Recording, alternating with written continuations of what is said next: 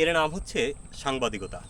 বনে বাদরে জলে জঙ্গলে ঘুরে বেড়ানো, অথবা কখনো সেই কর্পোরেট অফিসের বারান্দায় বা অফিসের ডেস্কে বড় কর্তার সামনে ঘুরে বেড়ানো, অথবা দুর্নীতির সন্ধানে, অথবা অপরাধের সন্ধানে, অথবা সরকারি কোনো কর্তা ব্যক্তির সামনে, অথবা রাষ্ট্রের গুরুত্বপূর্ণ কোনো রাজনৈতিক ব্যক্তির সামনে দাঁড়ানো, ছুটে চলার নামই হচ্ছে সাংবাদিকতা।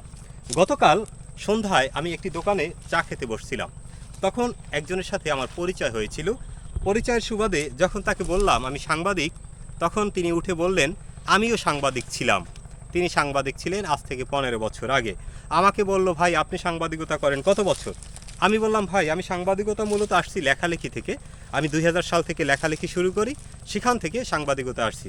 তো উনি ওনার অভিজ্ঞতা থেকে প্রকাশ করলো, বলল যে ভাই আমি এই পেশাটা ছেড়ে দিয়েছি কারণ দেখলাম এই পেশাটা ভালো না, যার কারণে আমি ছেড়ে দিয়েছি।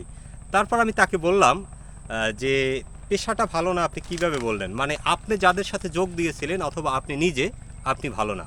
এই পেশাটা হচ্ছে পৃথিবীর সবচেয়ে শ্রেষ্ঠ একটি পেশা, কারণ এই পেশার মতো দেশ মানুষ জাতির উপকার করার মতো আর একটা পেশাও নেই। আমি শুধুমাত্র লেখালেখি থেকে এই পেশায় এসেছিলাম মানুষের উপকার করার জন্য। কারণ যখন আমি সাহিত্য লিখতাম, গল্প লিখতাম, একটি গল্পে যখন আমি অসহায় দুঃখী মানুষের জীবনচিত্র তুলে ধরতাম উপন্যাস বা সাহিত্যের ভাষায়, কাব্যিক ভাষায়, সেই লেখা পড়ে মানুষের হৃদয়ের মধ্যে একটা অনুতপ্ত আসতো, একটা অনুভূতি আসতো। কিন্তু সেই অনুভূতিতে ওই মানুষটির আসলে কোনো তেমন উপকার হতো না। পরে চিন্তা করলাম যে এই মানুষটির যদি উপকার করতে হয় তাহলে আমাকে সাংবাদিকতা করতে হবে। আমি সাংবাদিকতা যদি করি, একটা প্রতিবেদন যদি প্রকাশ করি, এই মানুষটির পাশে রাষ্ট্র দাঁড়াবে, বেসরকারি সংস্থা দাঁড়াবে, বিভিন্ন ব্যক্তিরা দাঁড়ালে এই মানুষটি সরাসরি উপকৃত হবে। সেখান থেকেই মূলত সাংবাদিকতায় আসা। পরে দেখলাম যে আমাদের প্রাকৃতিক বিভিন্ন সমস্যা, আমাদের পরিবেশগত বিভিন্ন সমস্যা, আমাদের মানসিক নৈতিক চরিত্রগত সমস্যা, এই সমস্যাগুলো সাহিত্য বা উপন্যাস বা কবিতার ভাষায় তুলে না ধরলে, সংবাদের ভাষায় তুলে ধরতে পারলে এটার একটা তাৎক্ষণিক প্রতিক্রিয়া আছে। আর সেখান থেকেই মূলত সাংবাদিকতায় আসায় আমার যে দৃষ্টিভঙ্গি আর ওই লোকের দৃষ্টিভঙ্গির মধ্যে অনেক পার্থক্য ছিল। কারণ আমি এসেছি এক দৃষ্টিভঙ্গি থেকে মানুষের উপকার করার জন্য, দেশের উপকার করার জন্য, আর উনি এসেছিল হয়তো ধান্দা পানি করার জন্য, এখান থেকে দুটো টাকা কামানোর জন্য।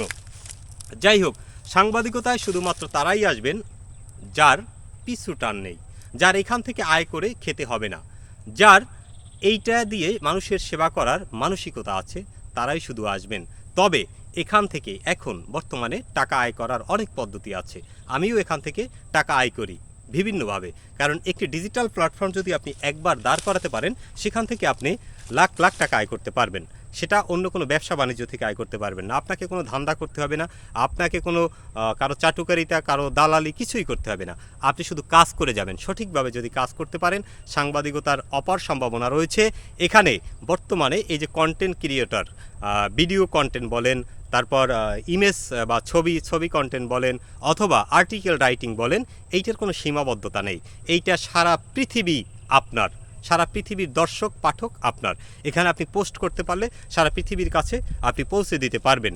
কারণ আমাদের রূপসী টিভির যে ওয়েবসাইটটি রয়েছে, এখানে এখন বর্তমানে আমরা 8টি ভাষায় আর্টিকেল প্রকাশ করে থাকি, যা প্রতিদিন বিশ্বের বিভিন্ন দেশের বিভিন্ন ভাষাভাষীর মানুষ এই বিশ্বের ইতিহাস ঐতিহ্য জানার জন্য আমাদের ওয়েবসাইটে এসে থাকে।